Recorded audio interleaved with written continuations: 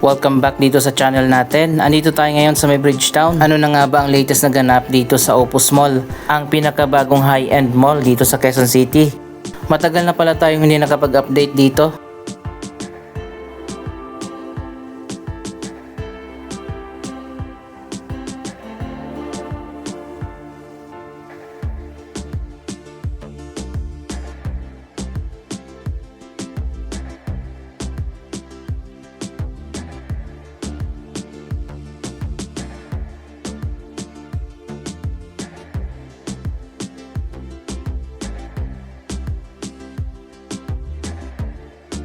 Sa ngayon wala pa ring schedule kung kailan talaga ang grand opening ng Philly Hotel. Ang bagong hotel na yan ay connected din dito sa Opus Mall.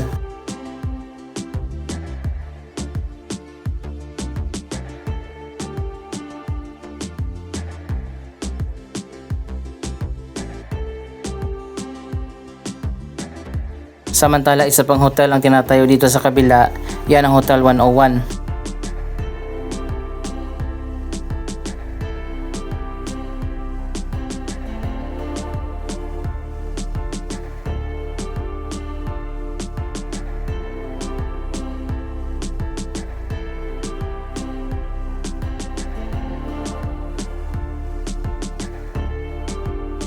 May shortcut dito na connected din sa hotel.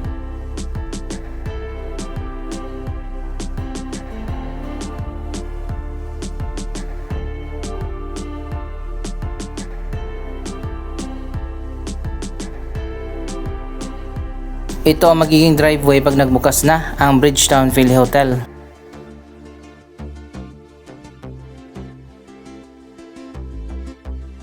Ang Opus Mall ay isang high-end mall ng Robinsons.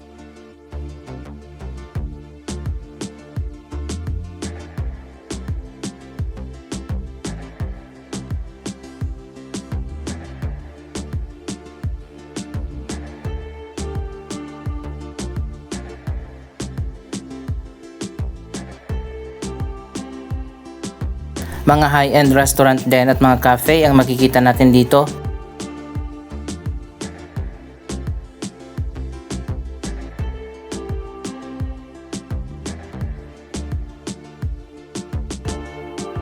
Wow, tingnan nyo naman guys, dito pa lang sa atrium, napakaganda. Para kang nasa 5-star hotel and casino.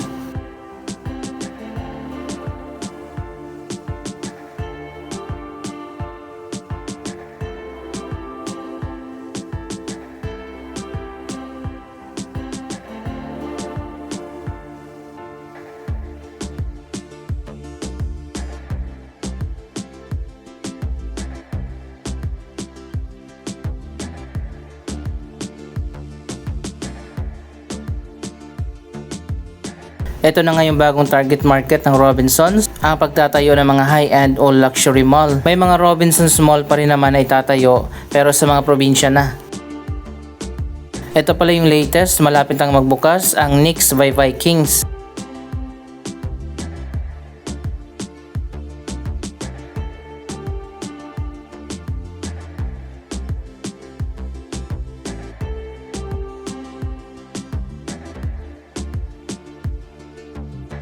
Dito yan sa baba ng hotel. Matagal nang binuksan itong area sa may podium ng hotel na connected din sa mall. Pero yung mismong hotel dyan sa taas ay hindi pa operational.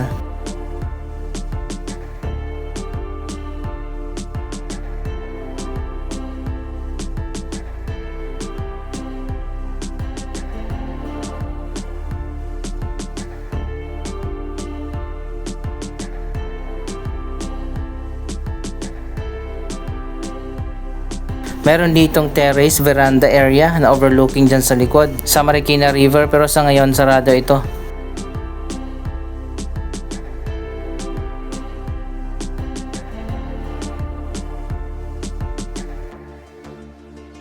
So ayun guys, malawak din pala itong NYX by Vikings. Ito ay upscale buffet ng Vikings. So medyo mas mahal ito compared sa Vikings buffet. Dito naman sa taas ang napakagandang food hall. May overlooking view dito sa Marikina River habang ikaw ay kumakain.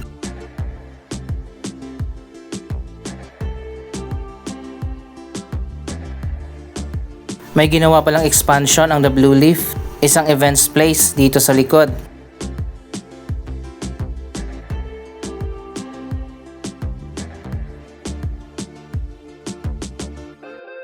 Meron din dito mini park garden.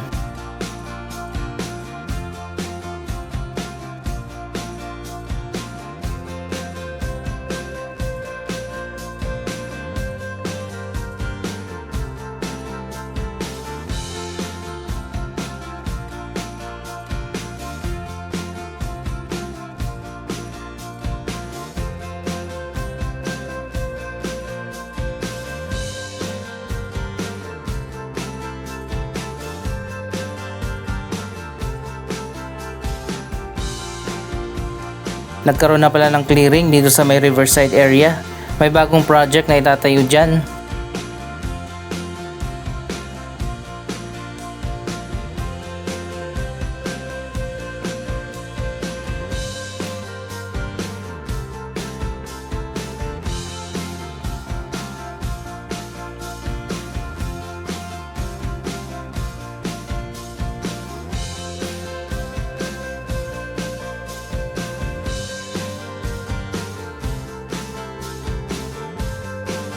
Hindi na natin iikutin itong food hall, siguro naman napanood nyo na sa mga previous vlog natin. Diretso na tayo dun sa taas sa Sky Garden.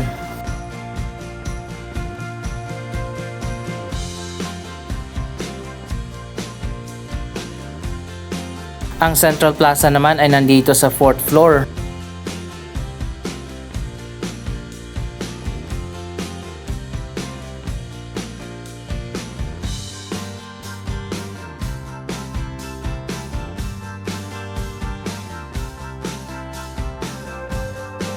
Dito pala sa level 5, marami na ang mga bagong tenant.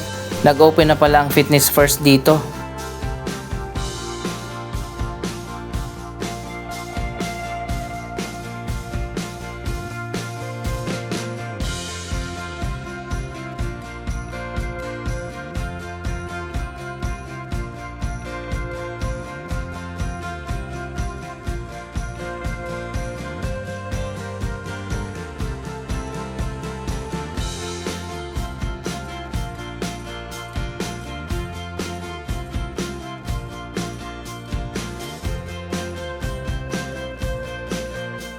Marami pang vacant space dito sa pinakataas. Siguro mag-open ito kapag nagbukas na yung hotel.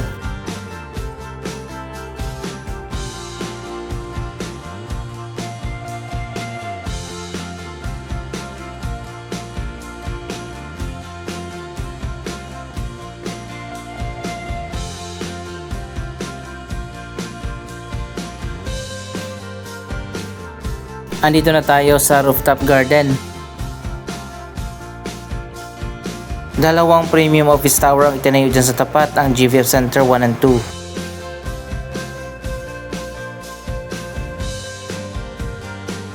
Isa pang pwedeng puntahan, ang chapel.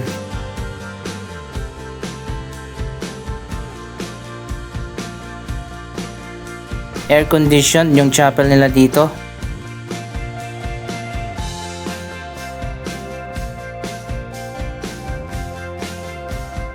So ayun guys, ito yung Philly Hotel na connected dito sa mall. Kailan kaya ang opening nito?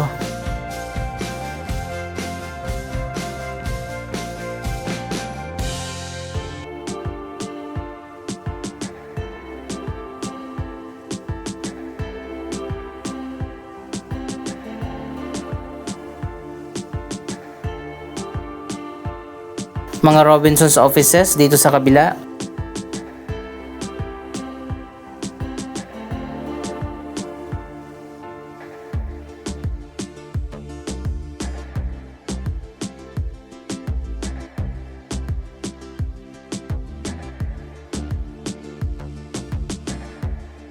Maganda siguro kung may restaurant cafe dito sa rooftop.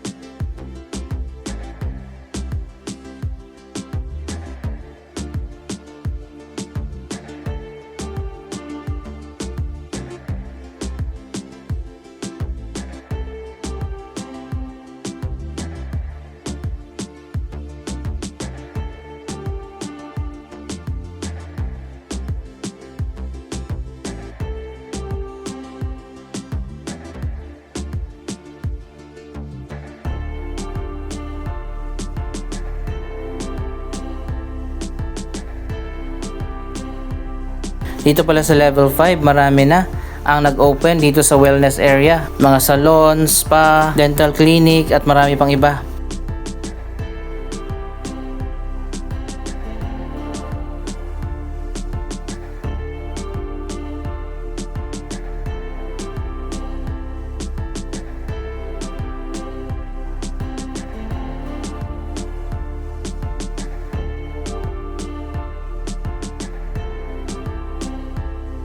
May indoor theme park dito, nakatabi ng cinema.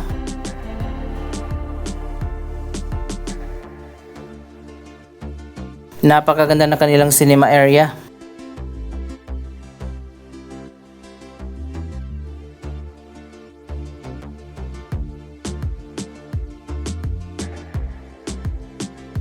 Isa pang option ang VIP cinema.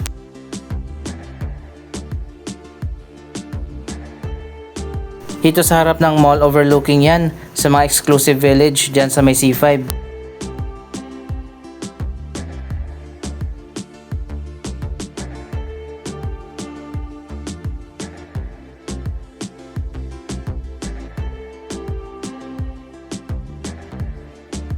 Ilang Robinsons owned at operated na mga brand ang nandito, katulad ng Robinsons Appliances at True Value.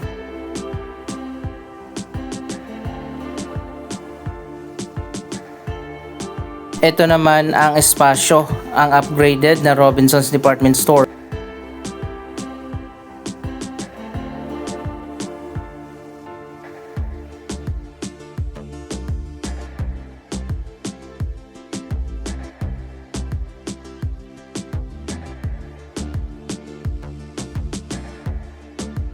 Bakit nga ba nasabi natin na ito ay isang upgraded department store? Hindi lang shopping ang pwede nyong gawin dito. Meron din ditong restaurant at cafe.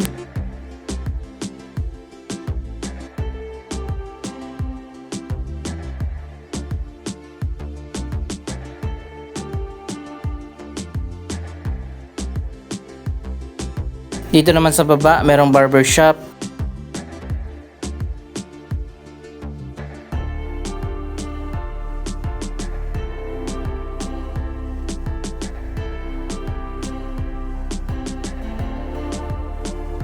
Marami pang pwedeng gawin dito bukod sa pagsha-shopping. At higit sa lahat ang kakaiba, meron ditong bar. Ayan, ngayon lang tayo nakakita ng department store na merong bar.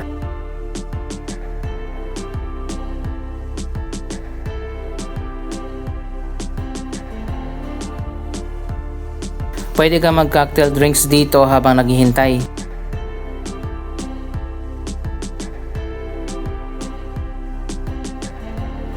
Halos fully occupied na pala itong buong mall.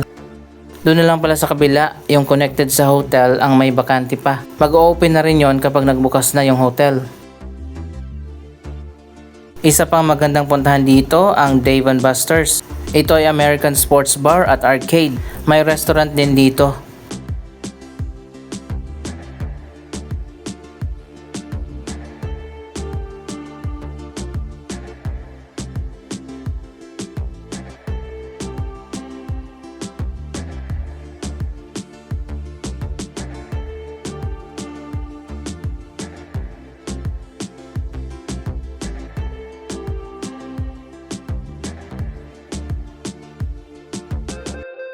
Medyo malawak din yung arcade, parang time zone din.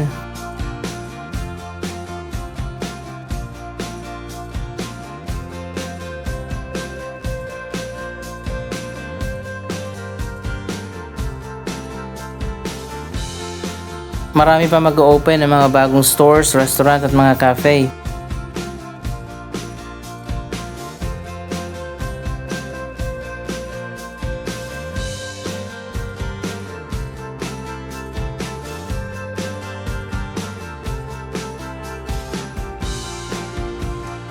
Dito naman sa ground floor ang The Marketplace Supermarket.